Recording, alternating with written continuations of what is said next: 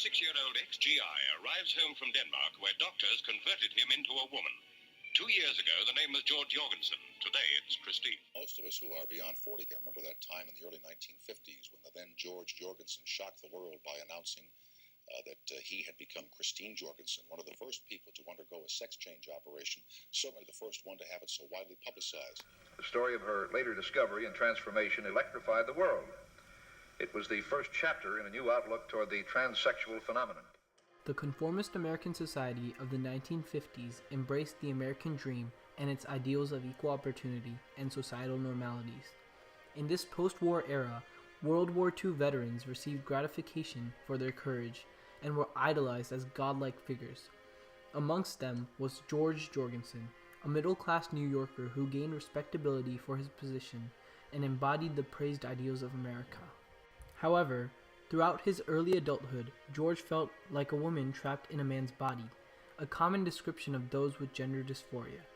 To pursue his true gender identity, he traveled to Copenhagen, Denmark to undergo a life-threatening gender reassignment surgery, which was illegal in the United States. This procedure, the altering of the genitalia and hormones, would make previously unfathomable escape from gender dysphoria possible.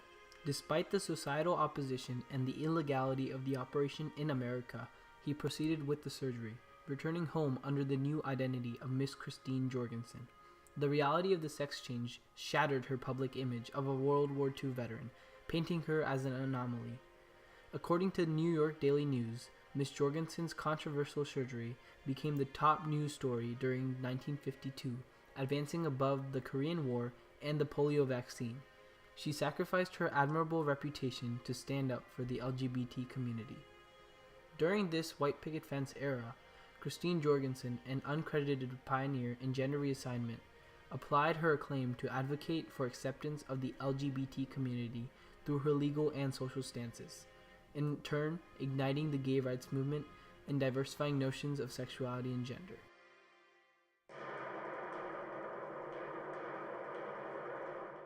Not only did Miss Jorgensen's journey prompt attention to the exclusion of transsexual individuals in the United States, but continuing to publicize her identity empowered many others within the LGBT community. Of course, they were younger than Christine Jorgensen, but they said Christine was a pioneer, and they looked up to her, with a certain honest.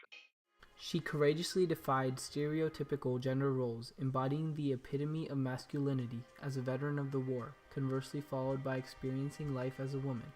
Her public sex change, advertised on newspaper stands and on television shows, encouraged others to come out as well. They did not feel the need to hide anymore because Miss Jorgensen openly presented herself on national television. Despite the harsh judgments and cruel criticism, Miss Jorgensen endured and advocated for a more socially accepting America. Miss Jorgensen's uncanny ability to captivate an audience resulted in companies investing in projects inspired by her story, spreading it across the nation and influencing many of the LGBT community. Gender dysphoria, discounted as insanity, was denied attention from the government as they failed to recognize and accept transgender individuals and their need to be set with their true gender. An anomaly or not, transgender people were wrongly discriminated against. In governmental workspaces, purges of LGBT people occurred throughout the mid-1900s. This resulted in job losses of over 5,000 LGBT men and women over the course of 14 years, due to the stigma of unorthodox sexual identities. Employment, housing, adoption, marriage, and healthcare rights were denied for these people simply because of America's unaccepting mentality. However, through having her surgery outside the country and defying the government's restrictions of the procedure, Miss Jorgensen conveyed a sense of rebellion against societal norms, blazing a trail for those of the LGBT community. Miss Jorgensen's influence on others in the LGBT community helped to further the gay rights movement. Some of the first impactful protests for LGBT rights were the Stonewall Inn riots in 1969. That was a bar that been frequenting lightly with the for a long time. Right? So, and had those kinds of altercations with police on many occasions. That was the first time that they actually fought back. So, and who fought back were trans-spectrum people. It was those people who were being arrested and put into jail and things like that. So, I think that kind of started the LGBTQ movement, even though it was a trans focused kind of thing. These bars allow the LGBT community to open up and connect with other people facing similar issues of societal oppression. The government soon revoked these safe havens from them, continuing to violate basic civil rights. The only motive for these charges were to establish fear within the LGBT community, for they would face consequences for identifying with their sexual orientation in public. Consequently, distrust from the LGBT community towards the rest of America grew. Ms. Jorgensen, noticing the barrier between America and its LGBT citizens, began reaching out to media outlets with large audiences, such as NBC's Mr. Television, Milton Berle, and associated herself with influential movie stars such as former James Bond Roger Moore.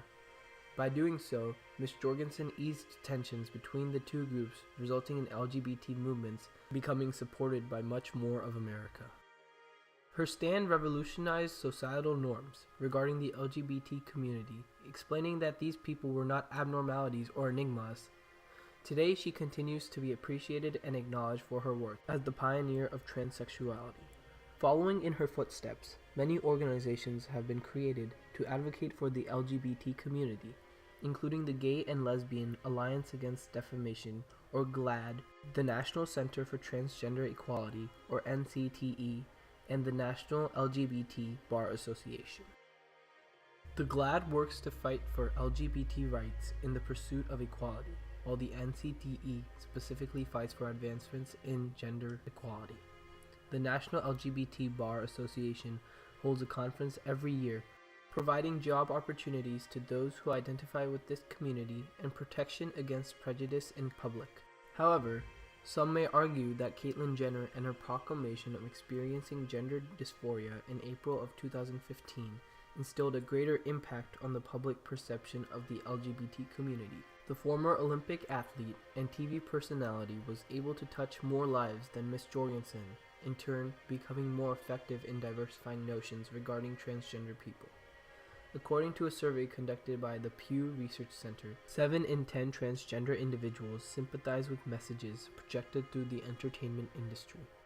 With current technology allowing Ms. Jenner to reach a wider audience, it comes as no surprise that she is assumed to be more effective than Ms. Jorgensen. Nonetheless, Ms. Jenner has a consistent and attentive audience to convey the acceptance of the LGBT community during a more accommodative time, which Ms. Jorgensen did not have. Christine Jorgensen's impact on the LGBT community through her publicity as a transgender woman is unmatched, as she began to sway the opinion of the much more conformist America in the 1960s. Her efforts, while touring and giving talks across the nation in the 1970s and 80s, led to the eventual removal of the term transgender as a mental illness from the Diagnostic and Statistical Manual of the American Psychiatric Association in 1980, suggesting America's views shifting to interpret transsexuality as a lifestyle rather than a mental ailment. The fact there's some people that are open about who they are means that there's some level of acceptance that wasn't there before. America's lack of acceptance for different individuals undermined the struggle of the LGBT community. Despite the lack of approval towards them, there was no denying that the LGBT community had a role in society.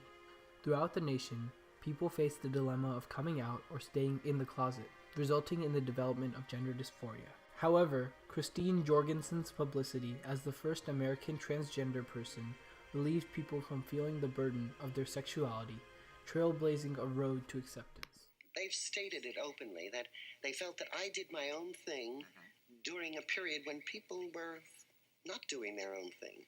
They were conforming to patterns that a society had said you are and you must do. And I did my own thing, and I've got to admit, I did it only for myself. I'd had no idea it was going to affect the rest of the world.